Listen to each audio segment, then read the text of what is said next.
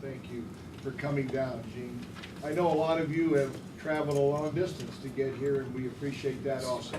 Well, Mr. Chairman, I actually haven't traveled a long distance. Oh. I did take time out from my work here with the law firm here in Phoenix, but I have a history with state parks. I served as its assistant AG and then as its first chief of resource management.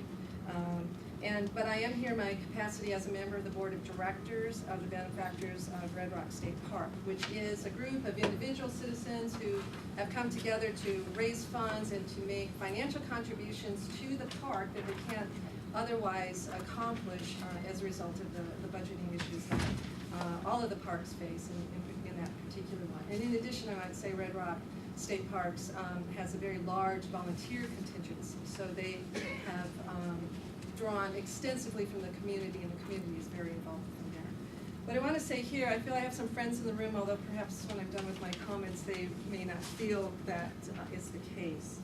But Mr. Landry and Mr. Winkleman mentioned that we consider some different options. I'm going to have to assume that the given is that some cuts are going to have to happen. Not that I necessarily agree with that, but that's the given that we're faced here. And Mr. Landry said it can't be all about the numbers. And what I'd like to suggest is that the board consider adopting a methodology or a construct, as the lawyers like to say, a test. You know, what is the test we will apply to the decisions we're going to make about these cuts? And my test that I would suggest the board consider is, are you saving an agency or are you saving the resources? I want you to call your attention to the mission statement that you have on the agenda this morning, and in particular the last three words: benefit of the people, the cultural, natural, and recreational resources for the benefit of the people. So to that end, the decisions that you might make, are they going to benefit the people? Do they touch the people? Arguably, the seasonal employee touches the people of Arizona far more directly than the folks that work in this office. Now granted, everyone here working at state parks is trying to benefit the resource. All the work goes to benefit and the resource and to the people.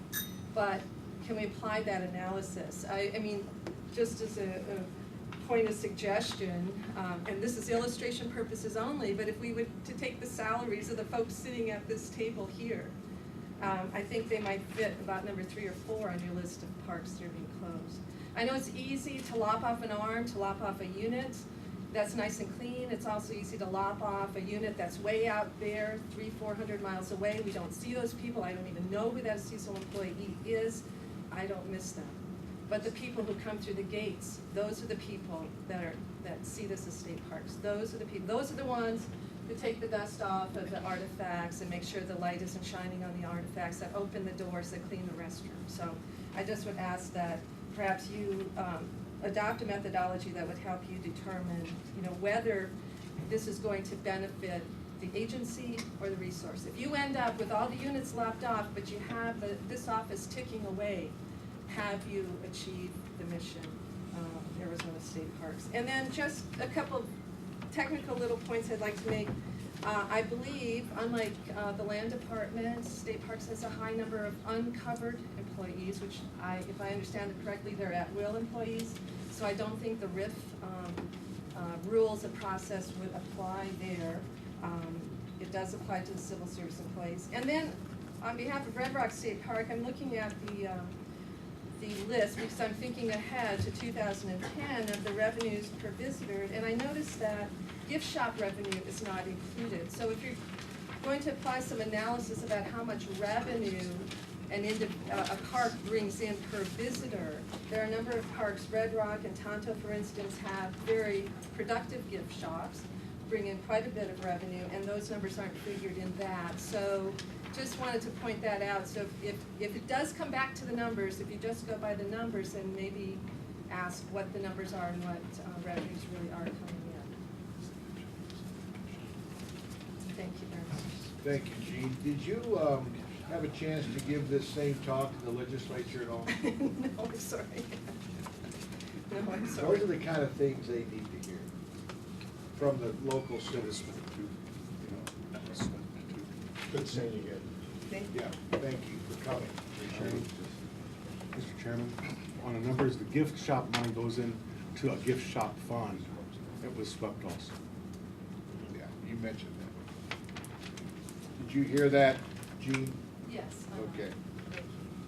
We have Nancy Smith from the Arizona Puppet Theater.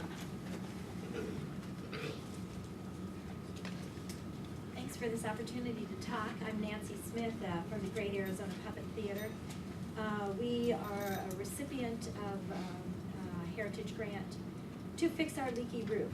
I'm a puppeteer, but we have a building that's on the National Register of Historic Places that we took from, we didn't even have electricity when we got it. And the roof leaked like mad, and we've been fixing it up ever since. And we still are having problems with the leaking roof and some other things, and that's what our grant addressed.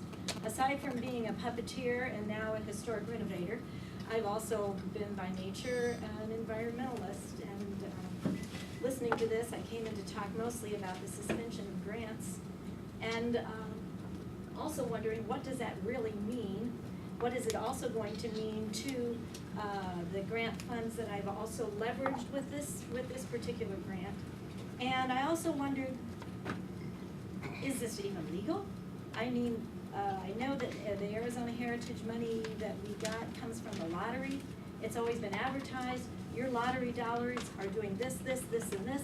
Well, all of a sudden they're swept into the general fund, and I wish you would be more proactive about saying, wait a minute, that's not what this money was meant for.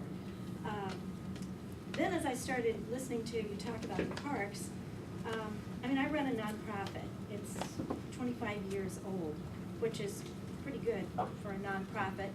If you think about how can you possibly make a living doing puppetry, well, you can, but you have to understand exactly what you're doing. And as I explained to my mother-in-law one time, I don't work to make money. I make money to do my work. And I can't just look at dollars and cents and assess the value of it. If I did that, all I would do was one person birthday party shows, and the kids who really needed the show that helps them advance in school would be left out.